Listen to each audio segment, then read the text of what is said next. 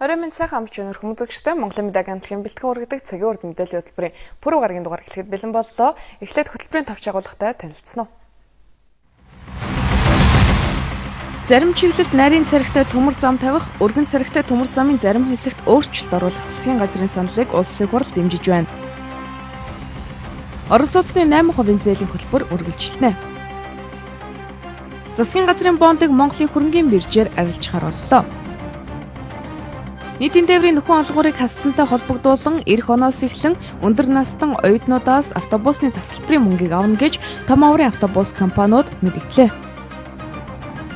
Шинээр баригдсан нөхөн гарцаар хөгжлийн бэрхшээлтэй эргэж зорчиход бэрхшээлтэй байна. Канадын нийслэлд гарсан олон нийтийг цочирдуулсан халдлагын дараа Канадын ерөнхий сайд мэдээлэл хийж аюулгүй байдлыг хангах арга хэмжээг чангатахаа илэрхийллээ. Ирэх ням гарагт Украинд парламентын ээлжид бос сонгуул болно. Парламентын нэг суудлын төлөө ойролцоогоор 31 хүн өрсөлдөж байгаа юм байна. Бид та бүхэнд эдгээр болон бусад мэдээг өнөөдрийн цаг урд мэдээллийн хөтөлбөрөөрөө үзүүлэхээр бэлтгэлээ.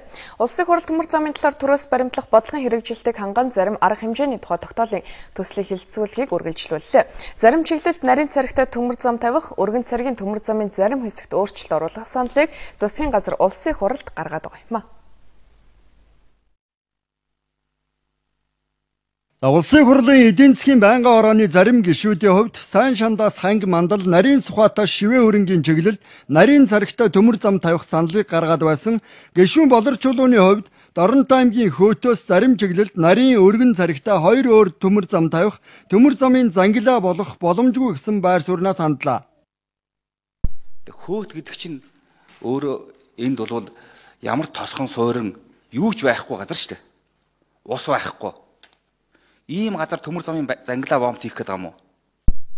За яамн өөрчлөгдсөн салбарын сайд нь томилогдоогүй байхад төмөр замын асуудлаар шийдвэр гаргаж болохгүй гэдгийг гишүүн Батхүү сануулж байна. Эдийн засгийн байнгын орооны дарга Гарамгаабаатарын тайлбарлаж байгаагаар бол энэ удаа засгийн газрын саналын дагуу тодорхой зохицуултыг хийх, дараа нь төмөр замын бодлогоо өөрчлөх шаардлага бий гэж үзэж байна. Хэн нэгэн улсуудын хүсэлтээр янз бүрийн чиглэлүүдийг нэмж оруулж ирчээд тэгээ нөгөөтгөн транзит тээвэр бол бусад тээвэрлэлтэйгээ ямар холбоотой юм? Яаж хийж гэдэг байна.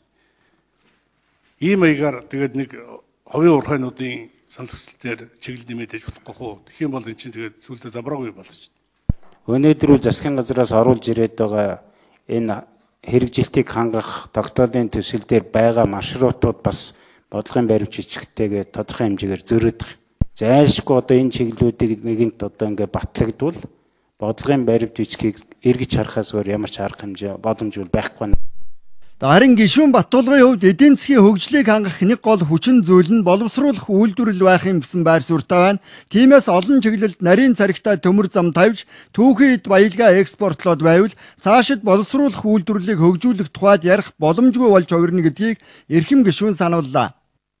Би сая ажлын хэсэгт байсан энэ байнгын хорооны даргад бол байнга саналаа тавьсан. Наад сайд нь байхгүйгээ та нар энэ ажлыг яагаад ингэ хилцээд байгаа юм бэ гэдэг. Тэр бол нэг улс нэг төмөр замын бодлоготой байна. Энэ бол өөрөө цогц, экспорт, далайд гарах гарц, дотоодын 20-30 жилийн бүтээгдэхүүнээ гэсэн ийм л бодлогыг нэмж ярьж хилцээчээ л гэж дөө. Засгийн газар өргөн барьсан бодлогоо хэвээрээ үргэлжлүүлж байгаа гэж ойлгож байгаа ерөнхий сайд. Удаа ярьсан, одоо шийдэх цаг нь болсон ажиллаа гэж үзэж байгаа. За гишүүн Уянгын хувьд улсын хурал түрүүнд нь тодорхойлсон төмөр замын бодлогоо зөрчсөн шийдвэрийг хувийн компани нөлөөгөөр гаргаж болохгүй гэсэн байр суурьтай байна. Харин төмөр замын асуудлыг шийдэхгүй цаг хугацаа алдаж хөгжлөө хоош нь татах нь буруу гэсэн байр суурьнаас гишүүн Батчимыг хандлаа. Бодлогын баримт бичгээ өөрчлөх хэрэгтэй. Тэгжээж бид нар төр шиг харагданаа. Нэг компани асуудал байж байгаа чуулган болгоноор орж ирдэг. Нэг компани зориулсан их хуралтай байж болохгүй. Ер нь бодлогоо бодож хийдэг байхыг энэ үйл явц сануулж гин гэж бодож байна. Тэгэхээр одоо өнөөдөр бид нар энэ бодлогыг утга учиргүйгээр гацаах нь өөрсдөө эдийн засгийн хоошин татаа зогсохгүй хоёр хөрш оронтойгоо ч гэсэн цаашд одоо юм ярих аргагүй юм хүнд байдалд орноо. Тийм учраас ярьсан төрийн бодлого бол бодлого шиг явах хэрэгтэй баха. За улсын хурал 5 толгоогоос гашуун сухатын чиглэлд хөөтөөс бичгтийн чиглэлд 1435 мм-ийн нарийн царигтай төмөр зам тавих. Харин арц суураас Эрдэнэтийн чиглэлд 5 толгоогоос сайн шанд баруун урт хөөт Чоолсонгийн чиглэлд, харин хөөтөөс нөмөргийн чиглэлд 1520 мм-ийн өргөн царигтай төмөр зам тавих засгийн газрын саналыг дэмжиж байна. Улсын хурал холбогдох тогтоолын төслийн хэлцүүлгийг үргэлжлүүлнэ. Санхүүгийн зохицуулах орноос МИК Актив 3 тусгай зориулалтын компани зөвшөөрлийг олгоод байна. Ингэснээр Монголын ипотекийн корпорац 3 дахь удаагийн бондо гаргах эрх зүйн гарц нээгдэж, улмаар орон сууцны 8% зээлийн хөтөлбөрийн санхүүжилт тасралтгүй үргэлжлэх боломжтой болж байгаа юм а. Эх онд ч мөн яг энэ хэлбэрээр 8% зээлийг үргэлжлүүлэн санхүүжүүлнэ гэдгийг Монголын ипотекийн корпорацийн гүйцэтгэх захирал мэдгдлээ. 2014 гарсаар МИК Актив 1, 2, 3 гэсэн тусгай зориулалтын 3 компани зөвшөөрлийг санхүүгийн зохицуулах орноос олгоод байна. Санхүүгийн зохицуулах орноос МИК Актив 3-ийн 328 тэрбум төгрөгийн хөрөнгө оруулалт гацсан үнцаасыг бүртгэсэн байж байгаа. Тэгээ энэ бол одоо бүртгэл нь төлбөр тооцоон дээр хийгдээд ингээ явна. Өмнө нь бол МИК Актив 1, 2 бол үндсэндээ 550 орчим тэрбум төгрөгийн нийлээд 550 орчим тэрбум төгрөгийн үнцаас гаргасан байдаг. Эдгээр нь бол одоо төлбөр тооцоон хийгдээд хөрөнгө оруулагч нартаа улирал болгон одоо иргэн төлөлтөнд төлөөд явдаг юм л бүтцтэй байна. Монгол банкны статистикаар 8% зээлд хамрагдсан иргэдийн тоо 42 мянгад хүрээд байгаа юм байна. Үүний одоогоор 50%-тай тэнцэх хэмжээний буюу 23 мянган иргэний зээлийг багцлан 2 дахь зах зээлийн үнцаасанд хөрвүүлж, дээр дурдгдсан МИК Актив 1, 2, 3 компаниудын активыг бүрдүүлжээ. Өөрөөр хэлбэл иргэд банкнаас хэдий олноороо зээл аван төдий хэмжээгээр 2 дахь шатны санхүүжилтийн их усүр бүрдэж, дараагийн зээлийг санхүүжүүлэх боломжтой болох юм. Мөн иргэд бага хүүтэй урт хугацаатай зээл авах нөхцөл нь сайжирна. 1.17 их 80 төгрөгийн одоо орон сууц 8% орон сууцны зээлээс манай байгууллага бол ойролцоогоор тал орчим хувийн нь бол одоо үнэт цаас болгоод багцлаад хөрөнгө оруулагч нарт бол ингээд зархаар бэлтгэсэн байгаа.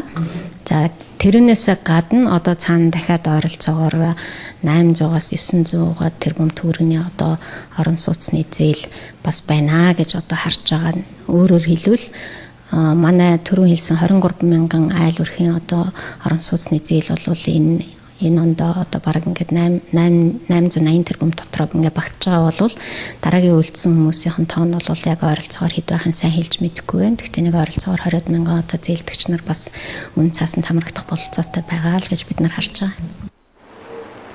Ямар ч айл өрхийн хувьд амьдарч байгаа орон сууцныхаа зээлийг хамгийн хариуцлагатайгаар төлдөг учраас 8% зээлийн хөтөлбөрийн 2 дахь шатны санхүүжилт тэр хэрээр найдвартай санхүүжилттэй гэж ойлгож болох юм байна. Өөрөөр хэлбэл 2015 оны мөнгөний бодлогын чиглэлд 8% зээлийг үргэлжлүүлэн санхүүжүүлэхээр тусгасныг хэрэгжүүлэх механизм нь МИК Активын бонд буюу 2 дахь зах зээлийн үнцаасыг үргэлжлүүлэн гаргах явдал юм байна. Монголын хөрөнгийн биржийн арилжааг идэвхжүүлэх нэгэн шийдвэрийг өнөөдөр биржийн удирдлага гаргалаа. 2012 оноос засгийн газрын бондыг биржээр биш Монгол банкар дамжуулан арилжаалж байсан нь хөрөнгийн биржийн арилжаа буурахны гол шалтгаан болж ирсэн. Харин 11-р сарын 4-өөс эхлэн засгийн газрын үнэт цаасны арилжааг Монголын хөрөнгийн биржээр дамжуулан хийх эрх зүйн болон техник технологийн бэлтгэл ажлыг бүрэн хангаж дуусжээ.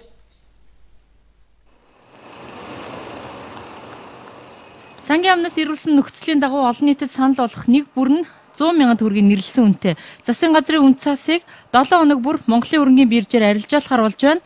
Богино хугацаанд банкны үгээс дутуугүй өгөөж өгөх бонд 3-6 сар болон 1 жилийн хугацаатай юм байна. Бондын арилжааг явуулах технологийн бүрэн байдалч хангагдаад байгаа юм байна. Нэгдүгээр энэ засгийн газрын үн цаас маань Монгол улсын хувьд хамгийн эрсдэлгүй одоо санхүүгийн хэрэгсэл гэж явдаг. Нэг үгээр хэлбэл одоо эрсдэл тэгтээ тэнцүү. За мөн энэ хүү засгийн газрын үн цаасны одоо хүүгийн орлогоос иргэд аж ахуй нэгж татвараас чөлөөлөгддөг. Одоо хөрөнгө оруулагч одоо магадгүй 6 сарын засгийн газрын үн цаас худалдаа авлаа гэхэд түүнийг заавалчгүй 6 сар дуустал нь барих биш. Харин 2 дахь зах зээл дээр өөрийнхөө хүссэн үед одоо гаргаж арилжаалах энэ боломжийг бүрдүүлж өгч байгаа. Нээлттэй компаниудын 80-аас 90% нь хувьцааны хит төвлөрөл явагдсан манай хөрөнгийн зах зээлд биржийн арилжаа хязгаарлагдмал явж ирсэн. Нөгөө талаас шинэ хууль эрх зүйн орчны хүрээнд хөрөнгийн зах зээлийн шинэ тоглогчдыг татах бодлого батлагдсан ч хэрэгжилт нь удаашралтай байгаамаа. Тухайлбал үн цасны зах зээлийн тухай хуулинд төлбөр, тооцоо, төвлөрсөн хадгаламж болон бүртгэлийн үйл ажиллагааг нэг гарт төвлөрүүлэхгүйгээр хоёр ангилж төлбөр тооцооны эсхийг хөрөнгийн биржид хариалуулснараа биржийн үйл ажиллагааг илүү найдвартай, түргэн шуурхай болгох зорилт тусагдсан ч бүтцийн өөрчлөлт маргаантай байгаамаа. Хөрөнгийн зах зээлийнхаа хөгжлийн чиг хандлагатай уялдуулаад ялангуяа энэ төлбөр тооцооныхоо байгууллагыг шинжлэх хэрэгтэй. Яг одоогийн байдлаар зөвхөн энэ хувьцаа бондоос өөр санхүүгийн хэрэгсэл бүртгэх төлбөр тооцоог гүйцэтгэх боломжгүй болчиход байгаа. Ялангуяа энэ санхүүгийн үүсмэл хэрэгсэлэхээр тэгэхээр мөн ялгаа авахгүй энэ хөрөнгийн биржтэйгээ уялдуулаад энэ төлбөр тооцооныхаа байгууллагыг хөгжүүлэх ёстой. Тийм учраас засгийн газрын энэ тогтоол гарсан гол зорилго нь энэ. Ийхүү засгийн газрын бондын арилжаа биржтэй эргэн ирж байгаа нь хөрөнгийн зах зээлийг сэргээх нэг чухал алхам болж байгаа юм. Харин шинэ хуулийн заасан бусад шинжилгүүдийг зах зээлд оролцогч талууд идэвхтэй хэрэгжүүлэх шаардлагатай байгаамаа. Олон улсад Эбола вирусын халдвар нэмэгдэж байгаатай холбогдуулан эрүүл мэндийн сайд дарахлуулсан ажлын хэсэг гарan ажиллаж эхэллээ. Эбола вирусаас урьдчилан сэргийлэх үүднээс засгийн газар 477 сая төгрөгийн санхүүжилтийг шийдвэрлэсэн байна. Мөн дэлхийн эрүүл мэндийн байгууллагаас 160 сая төгрөгийн санхүүжилтийг олгосон тухай эрүүл мэндийн яамнаас мэдээллээ. Засгийн газраас гаргасан санхүүжилтээр Эбола вирусаас урьдчилан сэргийлэх бэлэн байдлыг хангах ажлыг зохион байгуулж байгаа бол дэлхийн эрүүл мэндийн байгууллагаас олгосон мөнгөөр вирусыг онцлох техник хэрэгсэл, хамгаалах хувцас хэрэгсэл худалдаж авчээ. Мөн халдвар өвчин судлалын үндэсний төвд 50 ортой дасаг бэлтгэж, эмч сэвлэгч нарыг сургалтанд хамруулсан байна. Өнгөрсөн 7 хоногийн засгийн газрын хуралдаанаар бид нар засгийн газрын тогтоол гаргасан. За энэ засгийн газрын тогтоол ялангуяа өвчлөлт бүртгэгдсэн тэр өвчлөлт бүртгэгдсэн газраар дамжин өнгөрсөн гадаадын иргэдэд бол виз олгох үйл ажиллагааг хязгаарлалт үзүүлэхийг бол гадаад харилцаа эдийн засгийн яамдаа бол үүрэг өгсөн. За энэ чиглэлээр бэлэн байдлыг хангах, ялангуяа хилийн хяналтыг сайжруулах, хилээр энэ өвчин дамжин орж ирэхээс сэргийлэх ажлыг сайжруулахыг энэ хилийн бомбын асуудал хариуцсан хэрэглэх газрын дарга сайхан бэлэг сайд за миний бие эрүүл мэндийн сайд хоёр даалгасан байгаа. Эбола вирус одоогоор дэлхийн 8 улс оронд 10,000 гаруй тохиолдол бүртгэгдснээс халдвар авсан 4,926 хүн насурсан байна. Тиймээс дэлхийн эрүүл мэндийн байгууллагаас онц ноцтой байдал хэмээн зарлаж гишүүн орнуудыг байнгын бэлэн байдалд байхыг анхааруулсан байгаа. Тиймээс манай улс ч гэсэн бэлэн байдалд шилжээд байгааг эрүүл мэндийн яамнаас мэдээллээ. Мөн энэ жил эрүүл мэндийн салбарт хийгдсэн хөрөнгө оруулалтын талаар салбарын сайд сэтгүүлчдэд мэдээлэл өгсөн юм а. 2012 онтой харьцуулахад эрүүл мэндийн салбарт оруулсан барилга тоног төхөөрөмжийн хөрөнгө оруулалт 15.5%-аар нэмэгдсэн байна. Бид нар 377 сая төгрөгийн нийт 498 ширхэг цусны даралт хэмждэг автоматын аппаратыг өрх сумын эрүүл мэндийн төвүүдэд тавиад байна. Нийгмийн эрүүл мэндийн ноцтой байдлыг хянах шуурхай удирдлагын төвтэй болсон. За энэ бол маш богино хугацаанд эрүүл мэндийн асуудал өөрөө их маш хурд шаарддаг, маш богино хугацаанд шуурхай ажиллахыг шаарддаг. Ялангуяа мэдээллийг маш үнэн зөв, маш богино хугацаанд авснаас тэр дараа гарах үр дагаврууд шууд шалгаалдаг учраас ийм шуурхай удирдлагын төвтэй болсон. Салбарын хэмжээнд 2 том ахиц гарсныг эрүүл мэндийн сайд онцоллоо. 11 аймагт онцлогооны төв байгуулснаар эрүүл мэндийн үйлчилгээ авахар хотыг зорих иргэдийн цуваа 2-3 дахин буурсан байна. Мөн эрүүл мэндийн ажилчдын дунд зайны сургалт зохион байгуулдаг болсон нь олон сая төгрөгийг хэмнэж байгааг тэрээр хэлж байсан юм а.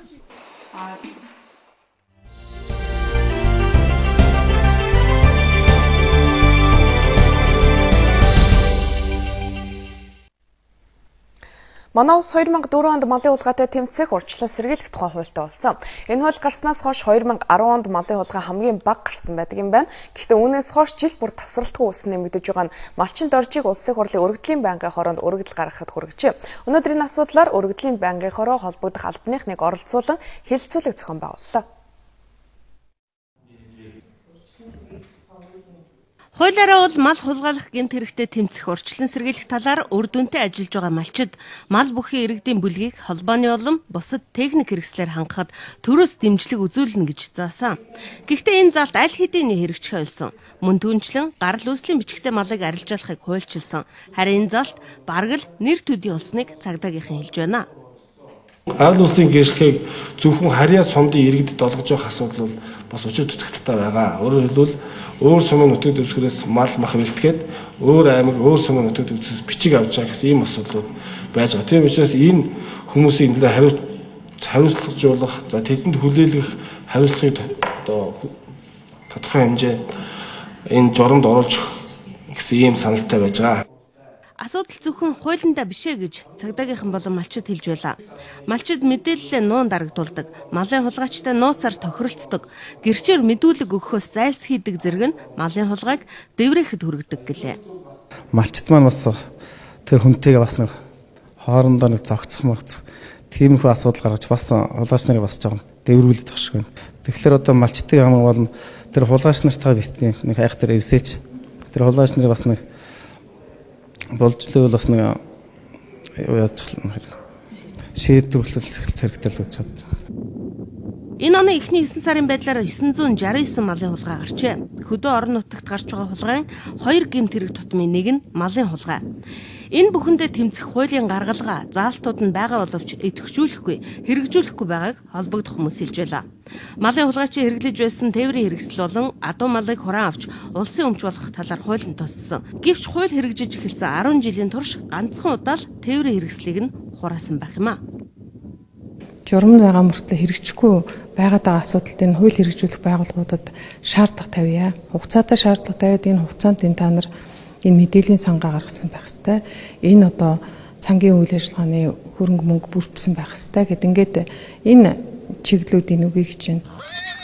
Малын хулгайд хамгийн их өртдөг Хэнтээ аймгийн Дархан сумын 3 дугаар багийнхан малчтын бүлэг байгуулж ээлжлэн малаа хариулах мэдээлэлээ солилцох зэргээр малын хулгайтай тэмцэж үр дүнд хүрчээ. Яг тэдэн шиг хуулийг хэрэгжүүлэхэд Эрдэнэт малаа хулгайн гэмт хэрэгээс хамгаалахад малчин бүрийн, иргэн бүрийн оролцоо чухал гэж хэлэлцүүлэгт оролцогч талууд хэлж байсан юм а. Малчин бүр өрхийн үйлдвэрлэгч болох боломжтой. Харин бага уурын тоног төхөөрөмж ашиглаж сурах хэрэгтэй байна гэж хөнгөн үйлдвэрийн тоног төхөөрөмж зохион бүтээгч хэллээ. Өрхийн үйлдвэрийн зарим төхөөрөмжийг бид гаднаас оруулж ирэх шаардлага болсон байна. Монгол эрдэмтдийн судалгаа шинжилгээнд тулгуурласан олон бүтээл эзнээ хүлээж байгаа юм а. Энэ бол бүх төрлийн ноос ноолор самнах машин. Гар аргаар эргүүлж эсвэл цахилгаанаар ажилдаг энэ төхөөрөмж бүх төрлийн ноосыг зулхай болгон гаргадаг. Гарсан зулхайгаа давхарлан эсхий хийж болно, эсвэл зулхайгаа цувж ноосон утас гаргаж болно. Хоньны ноос өнөөдөр зах зээлд килограмм 500 төгрөг хүрэхтэй өгөөтэй байгаа. Хэрэв малчид гэртээ ноос боловсруулах иж бүрэн төхөөрөмжтэй болчихвол эсхийгээ өөрсдөө бэлдэж бүх төрлийн ноосон цамц оймс гуталж хийж болно. Жишээл гутал хий гэж бодъё л да. За юу. Гутал хийхэд бол эхлээд ноосоо сэмлэнэ. Ноосоо сэмлээд тодорхой хэмжээний хог шороог нь унгаагаад бутлаад сэмлэх машинаар одоо гараар юм уу цахилгаанаар 220-ын 20-оор ажилдаг энэ төхөөрөмжөөр юм уу цахилгаантай бол цахилгаангүй бол гар ажиллагаагаар ингээд ноосоо задлаад туг дугаар нь задлаад шороог нь унгаад тодорхой хэмжээгээр бутрахаа болгочихно. Ингээд гарсан бутрахаа ноосыг бол самнах машин дээр самнана. Эсвэл энийг цуваад одоо утас болгоод ингээ ээрэд сүлжим ээрэд утас болгоод гаргана. Энийг тэмээний ноос, сарлагын хөвөр, хоньны ноос бүгдээрээ болно. Ингээд гарсан утсаараа бол сүлжмэл юм уу нэхмэл бүтээгдэхүүн хийж болно. Хүйтний улиралд хүн бүрийн өмсдөг ноосон цамц оймсоо бид ихэвчлэн урд хөршөөс оруулж ирдэг. Харин малчид ноосон утсаа өөрсдөө ирдэг болчихвол ноосон цамц оймсондоо ядаж мөнгө зарахгүй их хэмжээний мөнгийг дотооддоо шингээж болно гэж эрдэмтэд хэлж байна. Шинжлэх ухааны технологийн их сургуулийн харьяа хөнгөн үйлдвэрийн судалгаа хөгжлийн хүрээлэнгийн эрдэмтэд өрхийн үйлдвэрлэлд хэрэглэж болох бүх төрлийн тоног төхөөрөмжийг зохион бүтээж байна. Энд ноос самнахаас эхлээд эцсийн бүтээгдэхүүн болох хүртэл бага уурын 5-6 төрлийн машин байна. Харин эдгээр бүтээгдэхүүнүүдийг малчид тэр бүр мэддэггүй байна. Энэ нь аймаг сумын засаг дарга нарын санал санаачлаг дэмжлэг дутагдагтай холбоотой гэж хэлж байна. Одоо энд үзүүлж байгаа энэ самнах машин гэхэд бол ганцхан хүн эзэмшээд ажиллах шаардлагагүй л одоо орчин байж байгаа 5 хүн юм хийгээд дараагийнхын дамжлага тус үрээр ингээд ажиллаж болдог ийм даваа талтай. Тийм учраас энэ хоршоо, сум, баг тэр бол энэ төр бол бас нэлээд анхаарч ажиллах хэрэгтэй болов гэж боддог. Хөнгөн үйлдвэрийн шинжилгээ туршилт хийдэг эрдэмтдтэй аймаг сумын засаг дарга нар хамтран ажиллах боломжтой гэж энд ярьж байна. Боловсрол шинжлэх ухааны харьяа хөнгөн үйлдвэрийн хөгжлийн хүрээлэнгийн эрдэмтэд малчдад тоног төхөөрөмж нийлүүлээ зогсохгүй өрхийн үйлдвэрлэл эрхэлж эцсийн бүтээгдэхүүн гаргах сургалт зохион байгуулдаг юм байна. Олон нийтийн дуу хоолой олсон цагаард мэдээллийн хөтөлбөр үндэсний үйлдвэрлэлд дэмжсэн мэдээ сурвалжлагыг байнга та бүхэндээ хүргэдэг үлээ. Тэгвэл орчин цагт эх оронч үзэл гэдгийг дотооддоо баялаг бүтээгчдэд дэмжих ухаан гэж эдийн засагчид тодорхойлж байна. Улстай үйлдвэрлэсэн бараа бүтээгдэхүүнүүдэд бусад орныхоос илүүд үзэж сонгодог болчихвол бидний амьдрал сайжирна гэж судлаачид үзэж байгаа юм а. Өнгөрсөн оны эхний 9 сарын байдлаар бид гаднаас 4 тэрбум 825 сая долларын бараа бүтээгдэхүүн худалдан авсан байна. Уг нь дээрх валютын цөөнгөө хувийг гадагшаа гаргалгүйгээр эх орондоо үлдээх боломжтой байсан. Ингэж чадсан бол олон үйлдвэр эргэлтийн хөрөнгөтэй болж зарим нь техник технологио сайжруулах байжээ.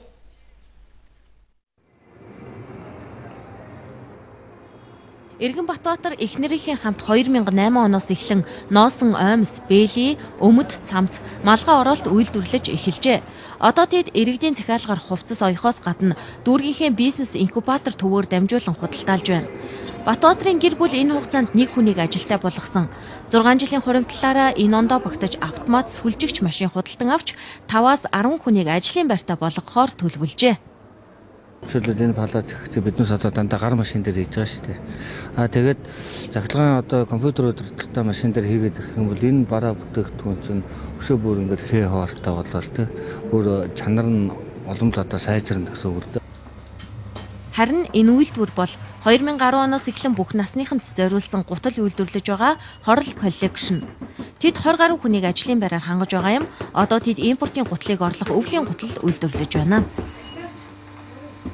Үндэсний үйлдвэрлэгчид маань эх орныхоо байгалийн бүтээгдэхүүнийг ашиглаж адууны арьсаар хоньны нэхий дотортой ийм гутлыг бол үйлдвэрлэж байгааг үзэж та бүхэн харж байна. Эдний хөндийн нэртэй энэ гутлын үйлдвэр маань дотоодын зах зээлийнхаа 10%-ыг хангах хүчин чадалтай юм байна. Өдөрт яг манайгаас 20-ос гутал гарч байгаа.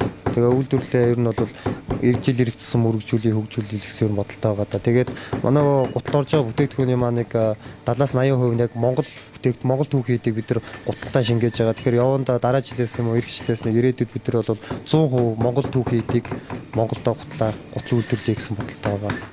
Бидний өдөр тутмын хэрэглээ болсон гутал, бэлэн хувцсны 10%-ыг үндэсний үйлдвэрлэгчид хийж байна. Гэтэл эдгээр бүтээгдэхүүнийг гадны улсад үйлдвэрлэснээс чанар тааруу, загвар хийц муу гэж иргэд голдог. Энэ үйлдвэрүүдийг хөгжүүлж дэлхийн брэндүүдээс дутхгүй чанартай болгоё гэвэл иргэдийг нь дэмжлэх хэрэгтэй. Энэ нь эргээд эдийн засагт чухал ач холбогдолтой гэж судлаачид хэллээ. Төсөвт орлогын төвлөрөх илүү орж ирнэ те компаниуд маань эргээгээ татвараа төлөх одоо ажлын байр нэмэгдэн хүмүүсийн одоо амьдрал нь бас дээшлэх тийм одоо давуу талуудтай нөгөө талаас бас худалдан авах чадвар нэмэгдэнэ. Энэ валютын ханш болон гадаад зах зээлийн хараат байдлаа бид нар багасгах. Тэгэхээр гурлаа дотооддоо хийж ивэл бүс бараа оюмл нэхмэл бүгдийг л дотроо хийж ивэл Монголын эдийн засаг өөрөө тодорхой хэмжээний дархлаатай болох юм л да. Дотооддоо үйлдвэрлэж байгаа зарим бараа бүтээгдэхүүнийг бус гадны улсынхыг худалдан авах нь их байна. Өнгөрсөн жилийн эхний 9 сард бид 10.5 сая доллараар гутал, малгай зэргийг авч байсан бол энэ оны 9 сард 11 сая доллар болж нэмэгджээ. Мөн мал амьтад тэдгээрийн гаралтай бүтээгдэхүүний импорт 2%-аар, модон эдлэлийнх 46%-аар өссөн байна.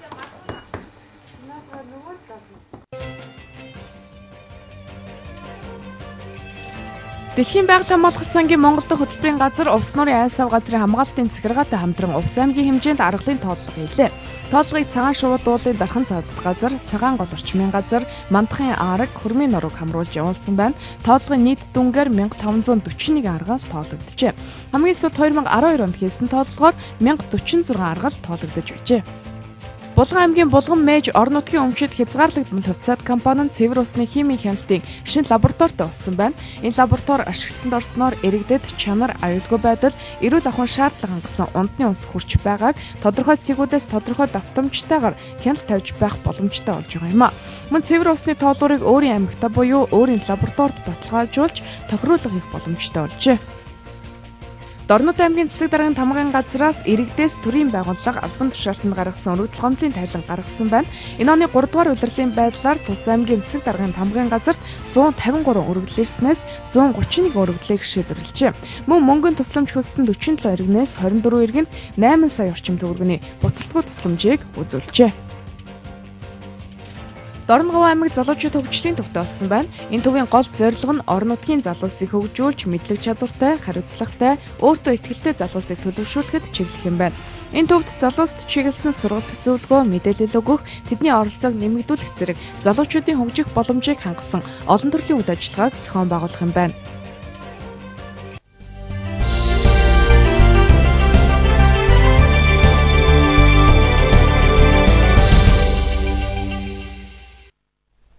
Хөдөө орон нутагт өрн сүүл явдлын мэдээлэлээс танилцууллаа. Үргэлжлүүлэн хөтөлбөрөөр хүлээн авч үзсэн үү. Өнөөдөр нийтийн тээврээр үйлчлүүлж байгаа 10 хүн тутмын 6 нь өндөр настан оюутнууд мөн хөгжлийн бэрхшээлд иргэд байдаг гэж тасалбар түгээгч хэллээ.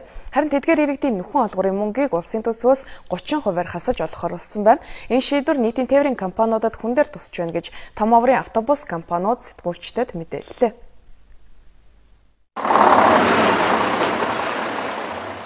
Өдөр бүр давхарцсан тоогоор 1 сая гаруй иргэн нийтийн тээврээр зорчдгоо гэсэн статистик тоо байна. Жилд 100 гаруй мянган өндөр настан нийслэлийн нийтийн тээврээр үнгүй явдаг, харин 30 гаруй мянган хөгжлийн бэрхшээлтэй иргэн үүн дээр 110 гаруй мянган оюутан автобусаар үнгүй зорчдог байна. Эдгээр тоог нийтийн тээврийн компаниуд гаргаагүй, боловсрол шинжилгээ ухааны яам, хүн амын хөгжил нийгмийн хамгааллын яамнаас судалгаагаар гардаг гэж нийслэлийн нийтийн тээврийнхэн хэллээ. Автобусанд үнгүй зорчдог иргэдийн нөхөн олгорыг эх оны улсын төсвөөс 30%-аар хасаж нийслэлийн төсөв рүү шилжүүлэхээр болсон байна. Нийслэлийн төсөв рүү шилжүүлэх замаар цаашлбал одоо энэ ахмад насны хөгжлийн бэрхшээлтэй иргэд энэ оюутан сурагчдын одоо хуулиар олгогдсон эрхийг тээвэрчд рүү чиглүүлж энийг бол нийслэлтэй энэ 3 байгууллагыг дунд нь тулгаад халамжийнхаа үйлчилгээнээс одоо энэ төр засаг одоо зогтож байна гэсэн байдлаар бид ойлгож байна. Ийм учраас үүнийг одоо эсэргүүцэж 2015 оны 1 сарын 1-ээс эхлэн автобусанд суусан хүн бүрээс 500 төгрөгийн нөхөн тарифаар үйлчилгээг үзүүлнэ гэж үзэж байгаамаа. Нөхөн олгор гэдэг бол тээсэн зорчигчдын мөнгийг улсаас өгч байгаа мөнгө, нэг ёсны төрөөс иргэдэд үзүүлж байгаа халамж, харин нийтийн тээврийнхэнд өгдөг татаас бишээ гэж нийтийн тээврийн компаниуд тайлбарлаж байна. Гэхдээ энэ мөнгө үнгүй зорчдог иргэдийн бодит тоотой харьцуулахад 50%-аар танагдаж өгдгөө гэж тайлбарлаж байна. Оюутнуудын чи ихэнх нь бараг 180% нь 2-3 автобус дамждаг байхгүй юу? Тэгэд бодохгүй надад. Гэтэл энийг засгийн газар 26 өдрийнхаа хуралдаанаар ерөөсөө шууд 30% хоригдуулаад 53 болгоцсон сангийн ам одоо өнөөдрийн тоог нь оюутнаас нь хасах, ахмадаас нь хасах гэдгээ шийдвэрлэж чадахгүй сууж байна. Нөхөн олгор хэлбэрээр байгууллагууд авахгүй. Бид нэр зөвхөн шудраг төлөлтөнд явуулъя. Хүн ороод ирсэн бол мөнгөө төл. Тэр мөнгөөрөө энэ тээвэрчид өөрснөө зах зээл дээр амьдрья. Бид нар энэ юм авлаа. Энийг хийгээ явах юм бол бид нар энэ 72.1 тэрбум төгрөгчин бидний тооцоолсон юмар энэ бол одоо үндсэндээ бол бидний тооцоололоор бол 51% л өгöd байгаа байхгүй юу? Хэрэв нөхөн олгорын мөнгийг 30%-аар танаж өгвөл нийтийн тээврийн алдагдал улам ихсэн. Энэ салбар цалингаач тавьж чадахгүй хүрнэ гэж тэд тайлбарлаж байна. Улсын төсвөөс үнэхээр ийм шийдэл хийж байгаа бол үнгүй зорчдог иргэдийн автобусны билетийн мөнгийг иргэдэд нь өгөөд тэдгээр иргэдийг автобусны төлбөртөө зорчуулах саналыг нийтийн тээврийнхэн гаргаж байна. Шинээр баригдсан зам гүүрэн гарцууд хөгжлийн бэрхшээлтэй иргэд зорчих стандартуудыг бүрэн хангаж чадахгүй байна. Бүтээн байгуулалтын ажил хийж байгаа бол холбогдох хууль тогтоомжийг хэрэгжүүлж хүмүүр зорчих нөхцөлийг бүрдүүлэх нь чухал гэж хөгжлийн бэрхшээлтэй иргэдийн төлөөлөл хэллээ. Тэм ч учраас бөмбөр 100 айлын гүүрэн гарц хөгжлийн бэрхшээлтэй иргэд зорчих стандартуудыг хэрхэн хангаж байгаатай тэдний төлөөлөл танилцсан юм а. Бөмбөгрийн гүүрэн гарц хөгжлийн бэрхшээлтэй иргэн зорчход зориулсан цахилгаан шаттай. Иргэн жаргал цахилгаан шатанд суух гэж хэр их хүч чармаалт гаргаж байгааг та харж байна. Уг нь хөгжлийн бэрхшээлтэй иргэн хэн нэгний тусламжгүйгээр энэ цахилгаан шатаар зорчих боломж бүрдсэн байх ёстой юм байна. Тулгарч байгаас саяны босол байна. Босох хаалга хоёр. Тийм, оруулаад нэг гараар тэрэгцээр орж нөгөө гараар бас хаалга онгоолгох гэж жоох хэцүү болчиход. Яг ирэхэд л өөрөө онгоодаг тийм хаалга өөр зүгээр. Босондоо жоохон алуу хөвчүүл зүгээр. Тэр чинь заавал хаалга барин босго руугаа дээшээгээд авах гэж бас жоохон хэцүү. Харааны бэрхшээлтэй иргэн цэнгэл гүүрэн гарцаар гарч байна. Хаана яваагаа баримжаалж, хаашаа алхахаа тэрээр мэдэх боломжгүй хүндхэн байсныг хэллээ. Брэйл замыг дагаж явж ээж одоо ямар нэгэн саад толгорохгүйгээр замаараа чөлөөтэй явах хэвээр. Тэгэхээр яг одоо энэ тохиолдолд бол би одоо таягаар ингэж л явахаас өөр аргагүй болчихсон юм л тий. Яг захын бариад тий. Тэрнээс ч харааны бэрхшээлтэй хүмүүс ямар нэг юм байлаа гэж бодоход яг голоор нь ингээд хоёр талынхаа заагаа бариад хараад явна гэсэн биш шүү дээ тий. Энэ жил ашиглалтанд орсон гүүрэн гарцнууд хөгжлийн бэрхшээлтэй иргэдийн аюулгүй чөлөөтэй зорчих боломжийг хангаж байгаа эсхийг Хүний эрхийн үндэсний комиссийнхан шалгалаа. Олонхын эрх ашигт нийцсэн гүүрэн гарцнуудыг байгуулсан ч гэлээ хөгжлийн бэрхшээлтэй иргэд зорчиход хүндрэл үүсгэж байгаа хэд хэдэн зөрчилдөг хэллээ. Харны бэрхшээлтэй үн зориулсан товроотой замын маань хувьд бол доголдолтой буюу одоо төгсгөлийг заагаагүйгээс болоод харны бэрхшээлтэй үн энэ лифт рүү ирэхийн тулд гүүрэн гарцаараа зорчихын тулд чигээрээ зам тээврийн аюулд орох ажил нэгдүгээр харагдаж байна. Бөмбөрийн гүүрэн гарц дээр бол дуут тохио ажиллаж байсан боловч маш бүдэг байсан. Тэгэхээр харны бэрхшээлтэй хүмүүс маань бас сонслын бэрхшээл нь бас тааруу байж болно шүү дээ. Тэгтэл тэрийг бас сонсоход би эрүүл хүний хувьд те ингээд сонсоход бол яалтчгүй тэр дуу тохиол маш бүдэг ажиллаж байна. Одоо яг зам нь бид дагаад явлаа шүү дээ. Гэтэл тэр хүн төөрч чинь. Ягаад гэвэл зэрэг нөгөө стандарт нь энэ хүнд эдгээр чинь бол тэр стандартаа сайн мэддэг юм биш үү? Одоо ингээд мэдэр тэр стандарт нь байхгүй учраас эргэлтэн дээр ингээд замаа алдаад байна шүү дээ. Тэгээ ямар орчих гээд. Уг нь бол хэний ч явгүйгээр эдгээр чинь таягаараа ингээд мэдрэмжээр явсаар байгаа. Энэ шатаад гарчаал тэгээд ингээд суугаад явчих эсвэл энэ лүү гараад явж холцоотой байх хэрэгтэй юм байна л да. Энэ жоохон юмыг л засчих хэрэгтэй юм байна. Төр барьж бүтээсэн барилга байгууламж зам талбайгаа иргэн бүрт хүртээмжтэй байлгах хэрэгтэй гэж хөгжлийн бэрхшээлтэй 108 мянган иргэний төлөөлөл хэлж байна. Хүний эрхийн үндэсний комисс эдгээр иргэдтэй хамтран холбогдох байгууллагуудад зөвлөмж хүргүүлж гүүрэн гарцнуудаар хөгжлийн бэрхшээлтэй иргэн зорчих боломжийг бүрдүүлнэ гэсэн юм а.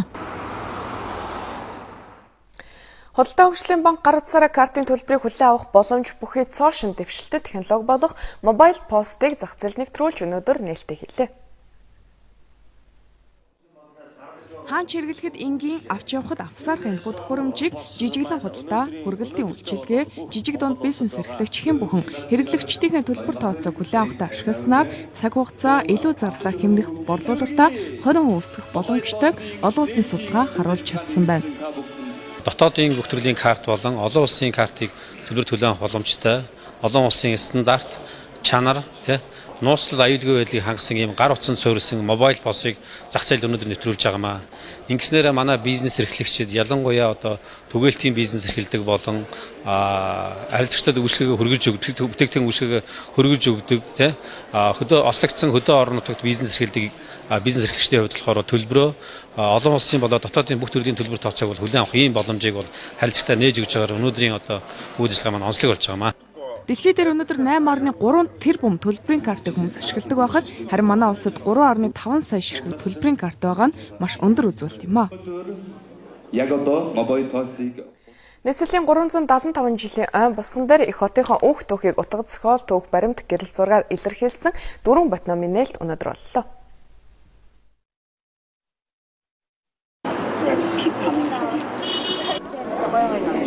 Эх орны голомт нийслэл Улаанбаатар, Шөнийн Улаанбаатар, Улаанбаатар хотын барилгачлалтын түүх нэртэй эдгээр номууд нь бүгд уран бүтээлчдийн өөр өнгө аясыг шингээсэн бүтээл болж чадсан байна.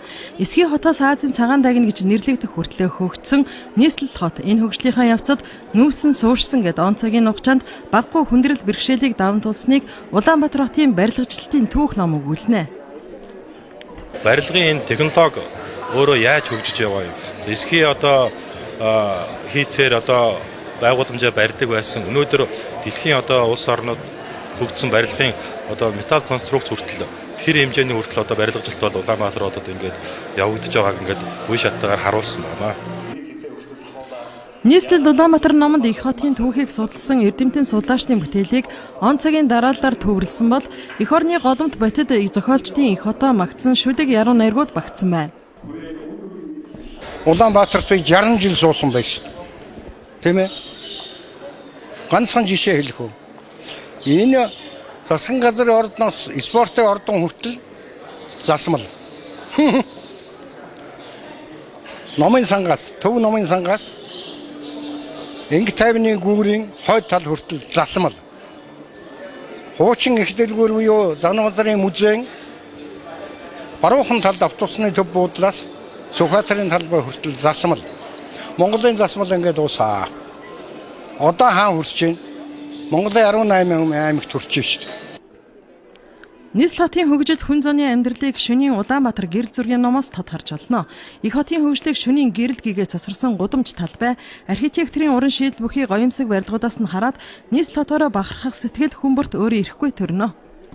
Ялангуяа гадны жуулчдад Монголд ирэхдээ зөвхөн нүүдлийн амьдралтай улс гэж ерөнхий төсөөлөлд ирдэг. Тэр утгаараа нийслэл маань орчин үеийн том метро хот болж сүлжээ ресторан, сүлжээ хоолны газар том брендийн дэлгүүрүүд үнэхээр нийс тот маань байршиж шүний амьдралтай болж үнэхээр гэрэл гээтэй болж байгаа байдал биднэрт үнэхээр сайхан харагддаг. Тэрийг би гэрэл зургаар буулгаж төлөвлөхийг хичээсэн юм аа.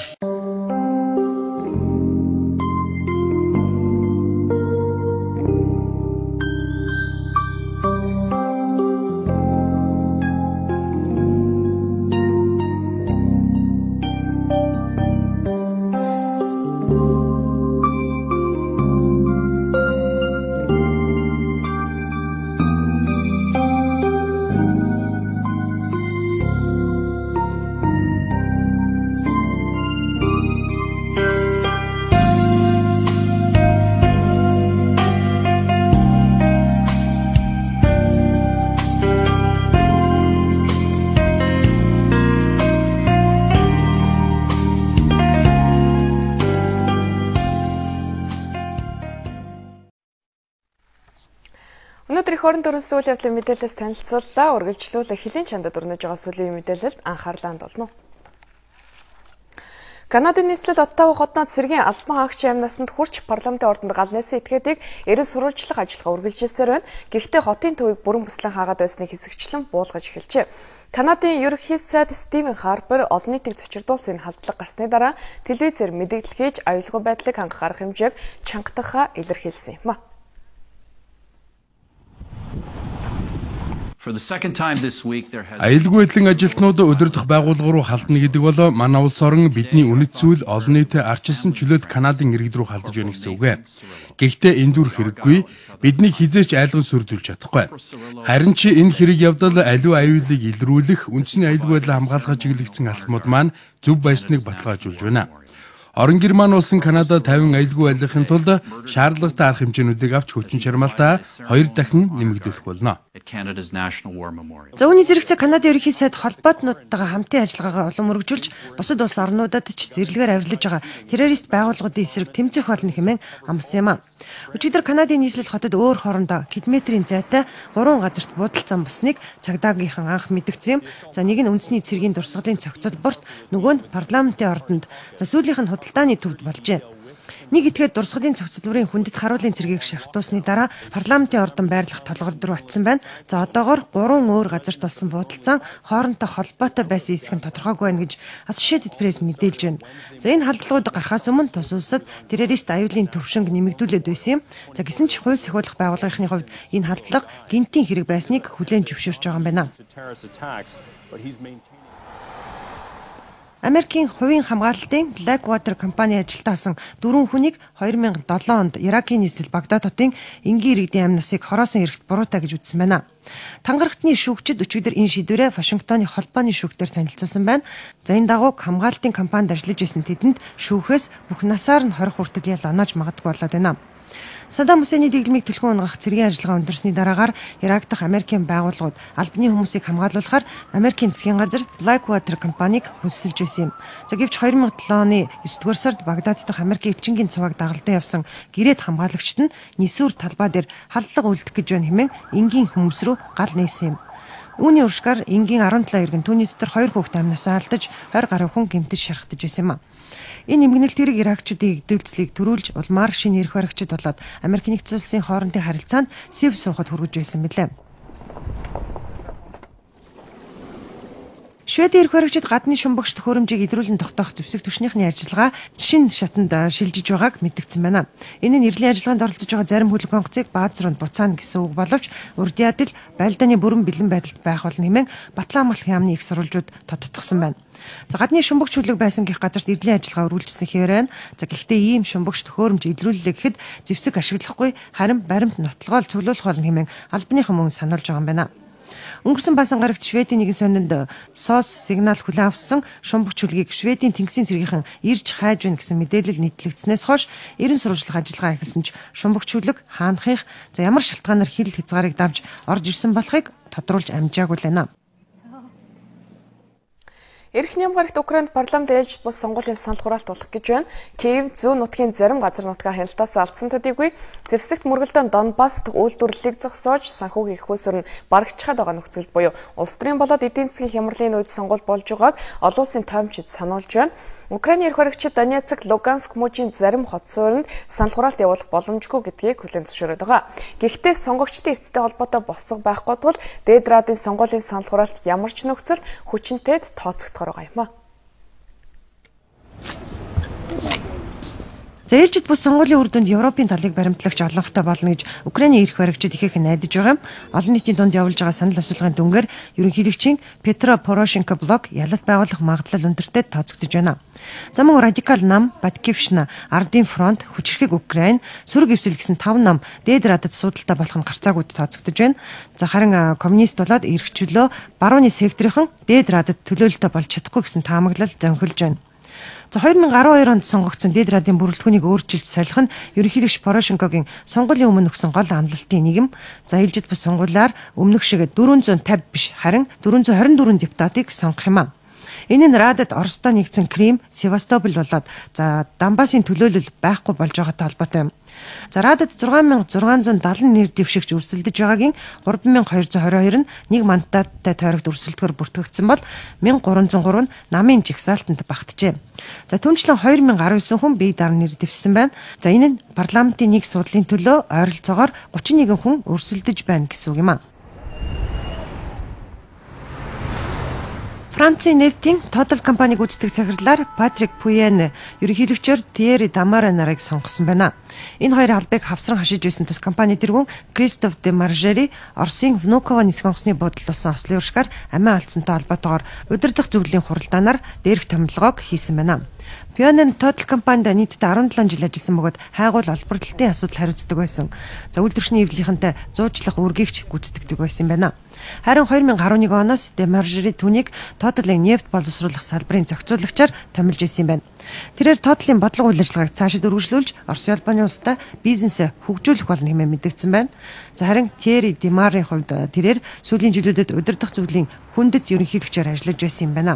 1981 оноос хойш Total-д ажиллаж байгаа төдийгүй 89 оноос ерөнхий захирлаар сонгогдсон ажиллаж байжээ. Европарламент Жан-Клод Юнкер тэргүүтээ Еврокомиссийн шинэ бүрэлдэхүүнийг дэмжин баталлаа. Ийхүү 2019 оны хүртэл 5 жилийн турш Европын холбооны засгийн газар гэгдэг Еврокомиссийн шинэ бүрэлдэхүүн эх сарын 1-ээс эхлэн өөрчлөлт ажилд орохоор болж байна. Парламентод болсон санал хураалтын дунд Юнкерийн санал болгосон багийг 423 гишүүн дэмжсэн санал өгсөн бол 209 нь эсэргүүцжээ. Еврокомиссийн шинэхэн тэргүүн Европ холбооны зээлж хэрхийг дээд түвшинд хүргэх нь эх 5 жилийн ажлынх нь энэ тэргүүний зорилт байх болно хэмээн мэдэгдсэн байна. За түнчлэн Европын хууль тогтоомжийг хатуу чанд баримтлахын хамтаар Америк нэгдсэн улстай чөлөөт худалдааны гэрээ байгуулахаар төлөвлөж байгаагаа ч илэрхийлжээ. Манай багийнхан Европ парламентын гишүүдийн дэмжлэгийг авч чадсан нь миний хувьд нэр төрөн хэрэгэ. Одоо Европын холбооны орнуудын эдийн засгийг сэргээхэд түлхэж зөвч ажлын байрыг нэмэгдүүлэхийн төлөө ханцууга шамлаад ажилд орох цаг боллоо. Үүний зэрэгцээ тэрээр 100 сарын баяраас өмнө Европын холбооны эдийн засгийг идэвхжүүлэх шуурхай арга хэмжээний төслөө танилцуулахаа баталсан. За тодорхойлбол 300 тэрбум еврогийн хөрөнгө оруулалтын шинэ хөтөлбөр хэрэгжүүлэхээр төлөвлөж байгаа юм байна. Тэрээр энэ хөтөлбөр нь үр зээлийг нэмэгдүүлэхэд хүрэхгүй гэдгийг харин амласан байна. За түнчлэн залуучуудын ажилгүйдлийн түвшинг бууруулах чиглэлээр шинэ баг идэвхтэй ажиллах болно хэмээн мэдэгдээд байна. Еврокомиссийн эрхлэх ажил үйл ажиллагаа нь сайд нарын танхимынхтай ижил за нийт 28 гишүүнтэй бөгөөд Европын холбооны бүрэлдэхүүнд багтдаг улс орн бүр нэг төлөөллөө шинэ комист багтаасан байна. Одоо цаг урагчны хүрээлэнгээс ирүүлсэн орой өдрүүдийн цагаагаар мэдээ хүлээн авна.